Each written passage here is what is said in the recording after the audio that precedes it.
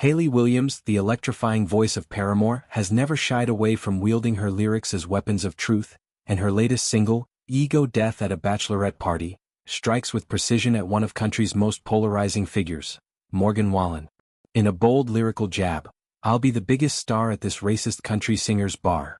Williams doesn't mince words, directly invoking Wallen's Nashville hotspot and his checkered past. This isn't subtle shade, it's a sonic Molotov cocktail hurled from the pop-punk pinnacle to ignite conversations long overdue in the music industry. As the track pulses with her signature blend of vulnerability and venom, it reaffirms Williams' role as a fierce advocate, unafraid to name names in the fight against systemic bigotry. The line's genesis traces to a September 30th appearance on the New York Times Podcast, where Williams unpacked the song's intent with unfiltered candor. When pressed on the racist country singer reference, she quipped, "It could be a couple," before zeroing in, "but I'm always talking about Morgan Wallen, I don't give a st."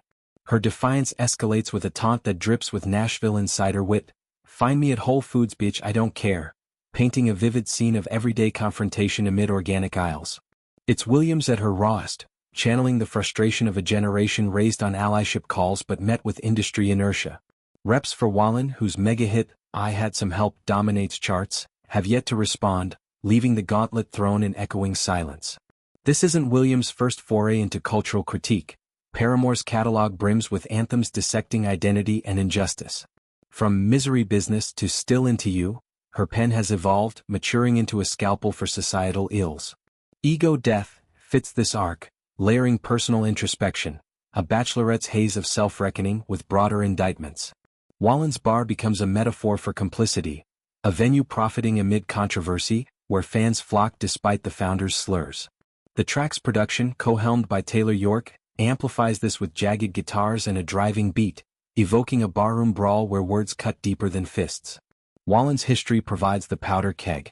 In 2021, a TMZ video captured him hurling the N-word, igniting a firestorm. Country peers like Kelsey Ballerini decried it on X. "The news out of Nashville tonight does not represent country music." Maren Morris, in The Middle fame, went further.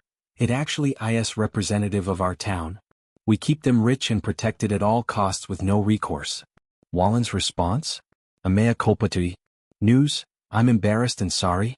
I promise to do better." Yet his career rebounded, albums shattering records, tours selling out, exposing genre fault lines. Williams' call-out echoes these voices, bridging pop and country divides in a rare cross-pollination of accountability.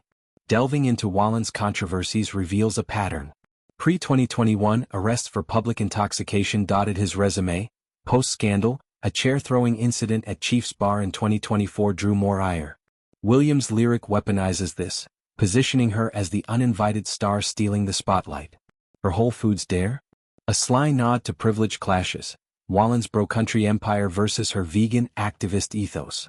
Paramore's Nashville roots add irony. Williams, a local legend, critiques from within, much like her environmental anthems or LGBTQ+ support. The song's reception underscores its impact. Fans hail it as cathartic, with TikToks reenacting the line amid Wallen merch bonfires. Critics praise its specificity, contrasting vague disses and rap beefs. Yet risks loom: radio play battles, fan backlash. Williams, undeterred, embodies rock's rebel spirit. Think Joan Jett meets modern feminism. Broader implications ripple through music. Wallen's saga highlights industry's selective amnesia. Blacklisted briefly, he's now untouchable. Williams' move pressures labels, urging boycotts over platitudes. It spotlights intersectionality. White artist slurs versus BIPOC erasure in country, from Beyoncé's Cowboy Carter invasion to Lil Nas X's breakthroughs. For Williams, 36 and thriving post-Paramore hiatus, this is evolution. Her solo work, like 2020's Petals for Armor, explored mental health. Now she tackles cultural rot. Ego Death isn't vengeance, it's vigilance, a reminder that stars must illuminate shadows. As the track climbs playlists, Wallen's silence speaks volumes. Williams, ever the provocateur, has redefined diss tracks. Not petty but purposeful. In country's heartland, a pop-punk siren sings truth to power, and the bar's never been higher.